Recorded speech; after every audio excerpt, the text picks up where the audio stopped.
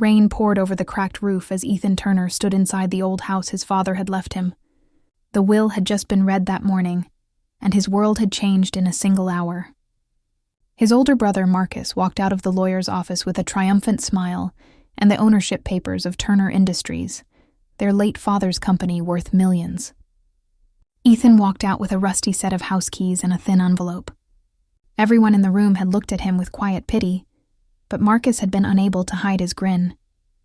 "Guess Dad knew who the real businessman is," Marcus had said, his voice full of confidence. Ethan said nothing. He didn't want to make a scene, but inside something cracked. He had been the one taking care of their father for the past 3 years, through long nights, endless doctor visits, and slow recovery days. Marcus, always busy with meetings and luxury trips, had shown up only for birthdays and holidays. Their father never complained about it, but Ethan knew how much he missed Marcus. Still, Ethan believed that love would matter more than money in the end. Now he wasn't so sure. When he returned to the old house that evening, the sky was gray, the rain steady and cold. The house stood at the end of a narrow road, surrounded by tall, swaying trees. It was the place where his father had grown up, long before wealth came into the family. The windows were dusty, the paint peeled from the walls, and the porch creaked with every step. It looked more like an abandoned memory than an inheritance. Ethan opened the door and was met with silence. The smell of damp wood and old books filled the air. He walked through the rooms slowly, each corner carrying a ghost of the past. He remembered visiting here as a child, running through these same hallways with Marcus, laughing without worries. But those days were long gone. Now, this was his home. Not because he chose it, but because it was all that was left. He sat on the couch and pulled out the letter that had come with the keys. It was short, written in his father's familiar handwriting. "To my younger son, Ethan. This house holds more than you can see. Don't look at it as a burden, but as a trust. In time, you'll understand why it came to you. Love, Dad." The words made no sense. What could possibly be hidden in this broken house? He folded the letter and put it away. His heart ached with confusion, anger, and sadness all at once. It wasn't about the money. It was about fairness. For once, he wished his father had looked beyond Marcus's confidence and seen Ethan's quiet loyalty. The next morning, Marcus called. His tone was smooth and mocking. "How's life in the haunted house?" he joked. "Listen, if you get tired of it, I might buy it off you. I could use it as storage space." Ethan clenched his jaw. "No thanks," he said coldly. "It's not for sale." Marcus laughed and hung up, leaving silence on the line. Days turned into weeks. Ethan started cleaning the place, fixing broken windows and clearing old furniture. The work was hard, but it gave him peace. With every room he repaired, memories came flooding back. His father sitting by the fireplace, reading the newspaper. His mother watering the plants by the window. Marcus and him playing chess on rainy days. For the first time in years, he felt close to them again. One afternoon, while cleaning the attic, Ethan stumbled upon a small wooden chest covered in dust. It was locked, but on the top, there was a faded note, "For the one who stayed." His heart stopped. The handwriting was his father's. He searched for the key everywhere but couldn't find it. Hours later, he remembered the letter. He rushed downstairs, opened it again, and there it was, a tiny brass key taped to the back of the paper. His hand shook as he used it to open the chest.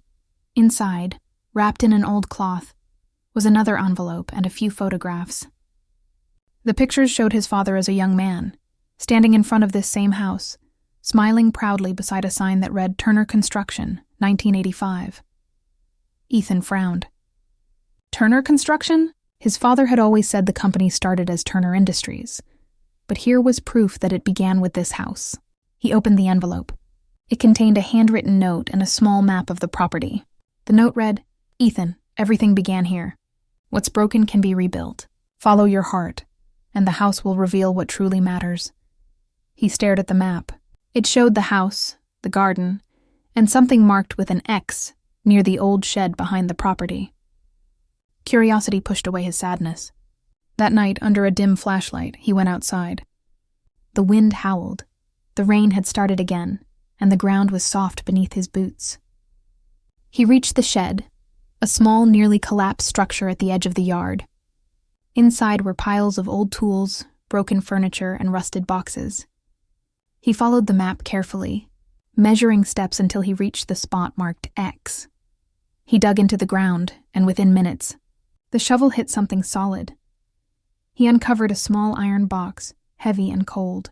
Inside was a stack of papers sealed in plastic to protect them from the elements. He carried them inside and opened them on the kitchen table. As he read, his breath caught. They were property deeds, old company records, and bank documents, all linked to Turner Industries. And then, the shock came. His father had transferred controlling shares of the company years ago. Not to Marcus, but to someone listed only as trustee, estate of Ethan Turner. His name. Ethan sat back, speechless. The old house wasn't just an inheritance, it was the key. His father had hidden the real ownership here, waiting for him to find it. He looked again at the first note. Trust the house. You'll know what to do when the time comes. It all began to make sense. His father had known how Marcus was. Charming, yes, but driven by greed and ego. He wanted to test who truly valued what he had built.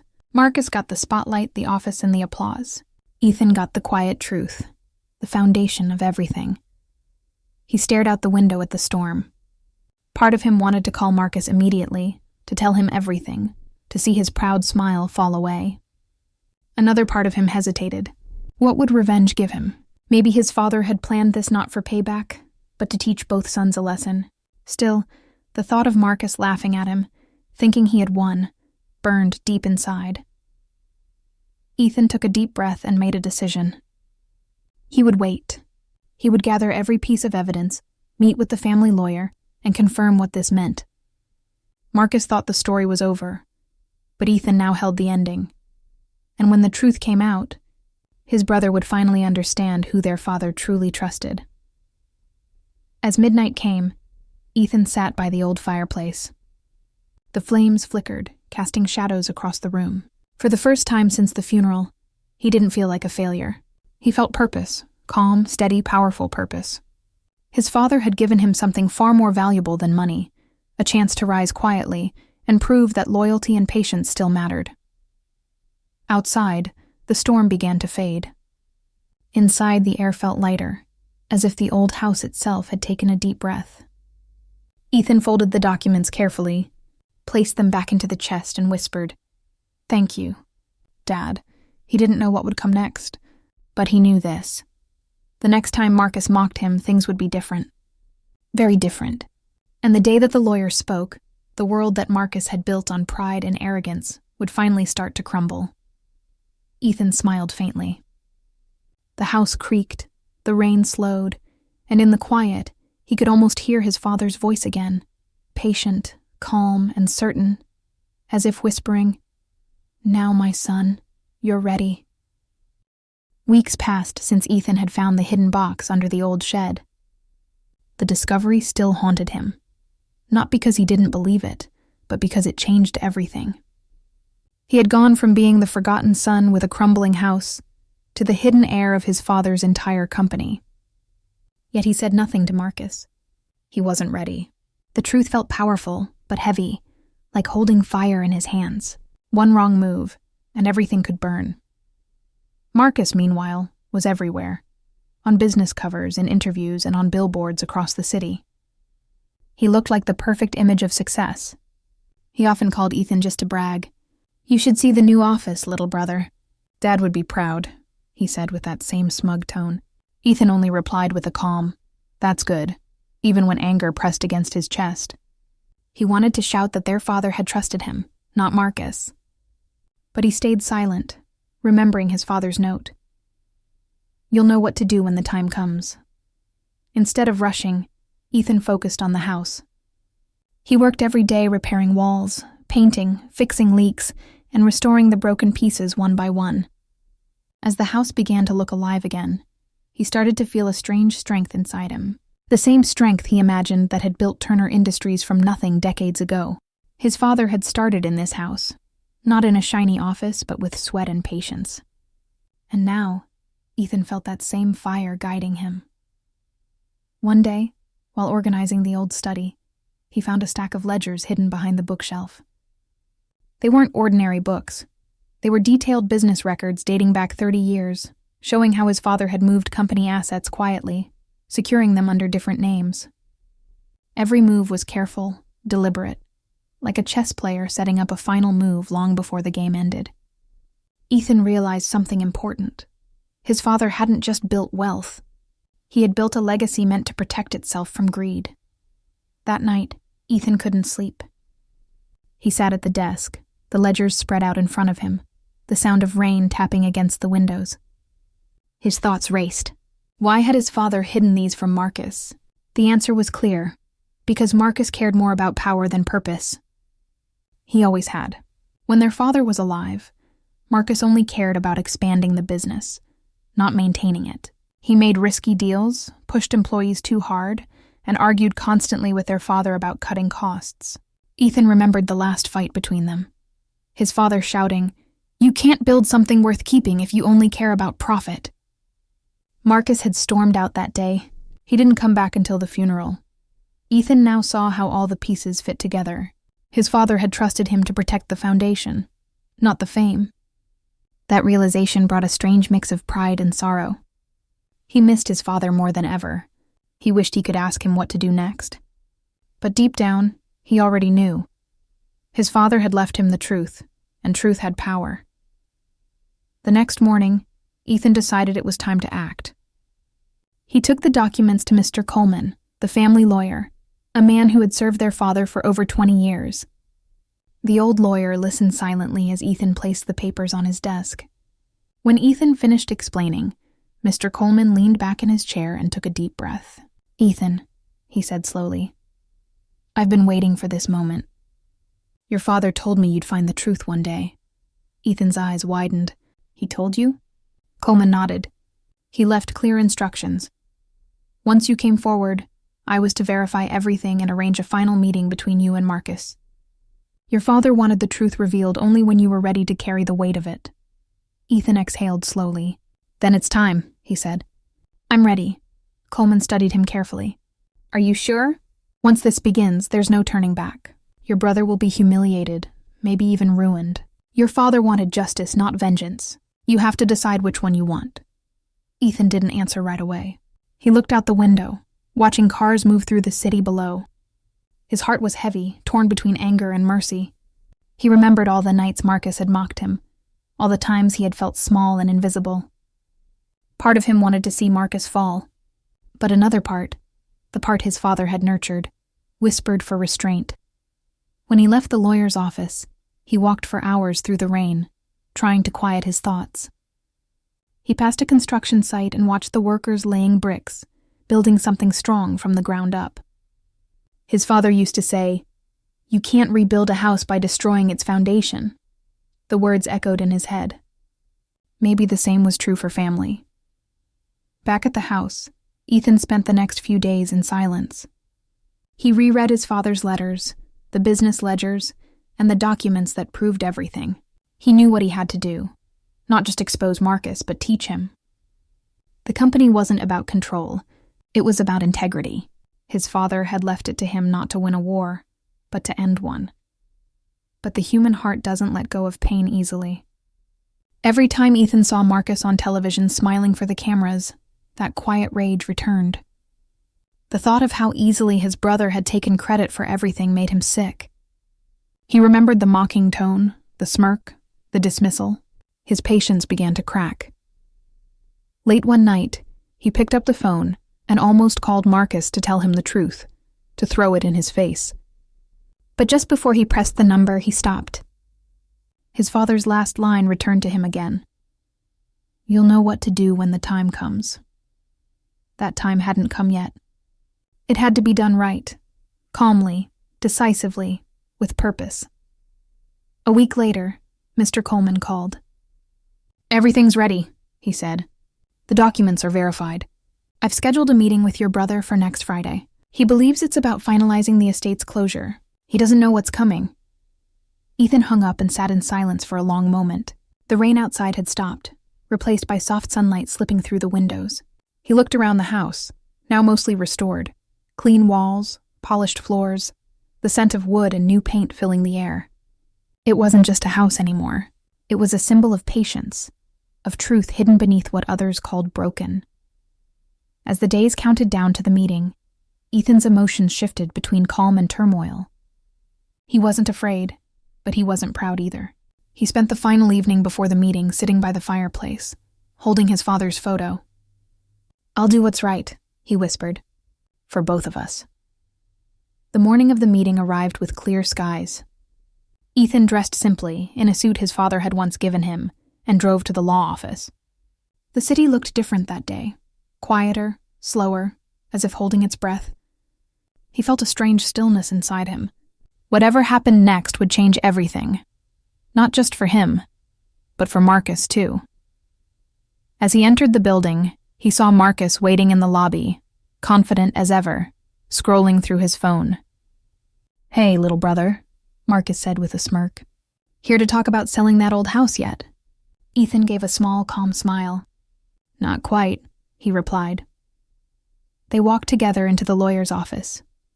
Mr. Coleman was already there, his briefcase open, papers neatly arranged on the table. "Gentlemen," he said, his voice steady, "thank you for coming. There's been a development in your father's estate that we must address." Marcus frowned slightly but sat down, adjusting his cufflinks. Ethan remained quiet, his hands folded. The tension in the room was thick. He could feel the moment building. Years of silence, pain, and patience finally coming to this point. For Ethan, it wasn't about revenge anymore. It was about truth, and when Mr. Coleman opened the file and began to speak, Ethan felt ready.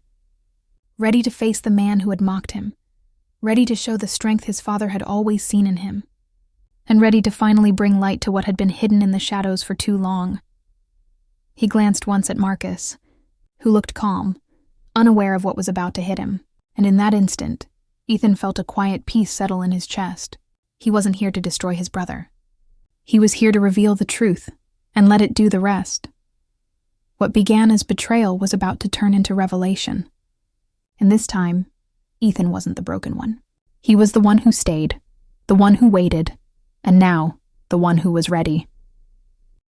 The air in the lawyer's office was heavy with tension as Ethan and Marcus sat across from each other.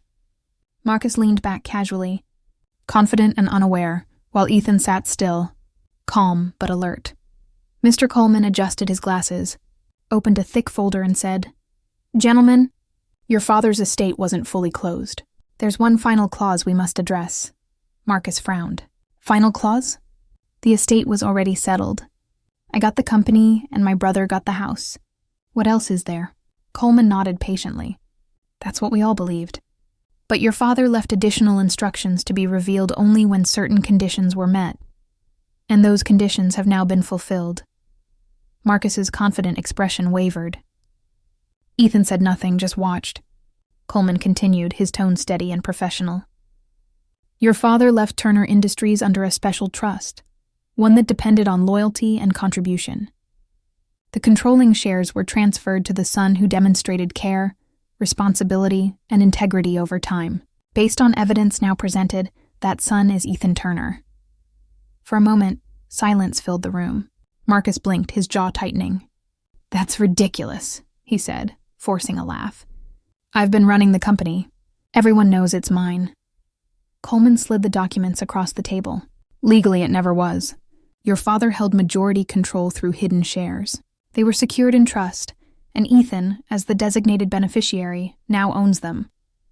Marcus's smile vanished. He stared at the papers, scanning them quickly, his hands trembling. "No, this can't be right." He turned to Ethan, his face pale. "You planned this, didn't you? You waited until I rebuilt the company and then decided to take it from me." Ethan met his gaze calmly. "I didn't plan anything, Marcus. I just found what Dad left behind." Marcus slammed his hand on the table. "You're lying. You always were jealous, sitting there pretending to be the good son while I did the real work." Ethan didn't raise his voice. "You called taking shortcuts and ignoring Dad's values real work? He built that company with honesty. You turned it into a trophy." Marcus stood up, anger flashing in his eyes. You don't know what it's like to be responsible for people, for profits, for the name. You were always hiding behind him while I made things happen." Mr. Coleman interrupted gently. "Gentlemen, please. This isn't about personal feelings. This is about legal truth. The company now belongs to Ethan. Your father made it clear that character mattered more than control." Marcus turned away, pacing. He ran a hand through his hair, his breathing uneven. "So that's it? After everything, I lose everything?" Ethan hesitated, watching his brother break down. For years, he had dreamed of this moment, of seeing Marcus finally face the consequences of his arrogance. But now that it was here, it didn't feel like victory. It felt empty. He remembered his father's voice, gentle but firm. "You can't build peace through punishment, son. Build it through understanding." He took a slow breath. "You're not losing everything," Ethan said quietly. Marcus turned, disbelief written across his face. "You'll stay at the company, but things will change. I'll take the position Dad wanted me to, the one that protects what he built, but I won't destroy what you've done. I just want to make it right." Marcus stared at him, confused. "You're serious?" Ethan nodded. "Yes, I don't want revenge. I want balance." The older brother sat down slowly, his pride deflating. For the first time, Marcus looked smaller, almost fragile. He whispered, "Dad never trusted me, did he?" Ethan's voice softened. "He trusted us both. He just saw who we really were. You were driven, ambitious, but blinded by success. I was loyal, but afraid to speak up. He didn't punish either of us. He gave us chances to grow." Marcus looked at the documents again, his eyes filled with regret. "I thought he didn't care anymore. I thought he gave up on me." Ethan shook his head. "He never did. That's why he left this test for us, to see what we'd do when he was gone." For a long time, Marcus said nothing. Then he leaned back and covered his face with his hands. "All those years I thought I was proving something, but I guess I was just proving him right." Mr. Coleman closed the file, ending the meeting quietly. The two brothers walked out together, the sound of their footsteps echoing down the hallway. Outside, the sky was clear, sunlight glinting off the glass buildings around them. It felt like the end of a storm. As they reached the parking lot, Marcus stopped. "You know," he said, "I don't think I ever understood what this company really meant to him. I just wanted to win. Maybe I needed to lose to see that," Ethan smiled faintly. "Then maybe now's our chance to start over. As brothers, not rivals." Marcus looked at him, unsure. "Do you really believe that's possible?" Ethan nodded. "Dad did." That's why he left this to both of us, in his own way. They parted ways quietly. Ethan drove back to the old house, the wind blowing through the open window. For the first time in months, he felt light. Not victorious, just free. The weight of revenge had lifted, replaced by understanding. His father hadn't wanted him to destroy Marcus. He had wanted him to rebuild the bridge they'd burned years ago. When Ethan reached home, he stepped inside and felt a strange peace. The house no longer looked broken. The floors gleamed, the walls were warm, and sunlight poured through the windows. It wasn't just a house anymore. It was a reflection of him. Restored, steady, strong. He walked into the study and placed his father's photograph on the desk. "You were right, Dad," he said softly. The house really did have everything. Days turned into weeks. News about the change in ownership spread, but Ethan refused interviews. He didn't want fame. He quietly took leadership of Turner Industries, restoring the company's original mission: honesty, community, and quality over profit. Employees who had once feared Marcus now worked with renewed energy. The company began to thrive again, not from power, but from purpose. One afternoon, Marcus visited the office. He looked tired, humbled, but more human. "You've done good work," he said awkwardly. "Dad would have been proud," Ethan smiled. "He'd have been proud of both of us. Eventually." Marcus chuckled softly. "Maybe. You know, I've been thinking, that house of yours, Dad's old place, maybe I could help fix the garden. It used to be Mom's favorite." Ethan looked surprised but nodded. "I'd like that." As Marcus turned to leave, he paused at the door. "I used to think you were weak because you never fought back," he admitted. "But maybe you were just stronger in ways I didn't understand." Ethan didn't reply. He didn't need to. The look on his brother's face said enough. That weekend, both brothers met at the house. Together they cleaned the yard, trimmed the overgrown plants, and repaired the fence. It was slow work, but peaceful. The silence between them was no longer heavy. It was calm, comfortable, like two men finally finding their way home after years of walking separate paths. When they finished, the sun was setting behind the trees. The golden light fell over the porch, over the same steps where their father once stood watching them play. Ethan and Marcus sat side by side, not as enemies, but as family again. Marcus looked at the sky. "I used to think winning was everything," he said. "Now I think peace feels better," Ethan nodded. "That's what Dad wanted us to learn." The wind rustled through the trees, carrying the faint sound of laughter, or maybe just a memory. For a moment, both men felt as if their father was there with them, proud and silent, finally at rest. As night fell, Ethan looked at the old house glowing under the porch light. It wasn't broken anymore. It had been waiting all along, not just to be repaired, but to heal the family that once fell apart inside it. The story didn't end with revenge or destruction. It ended with understanding.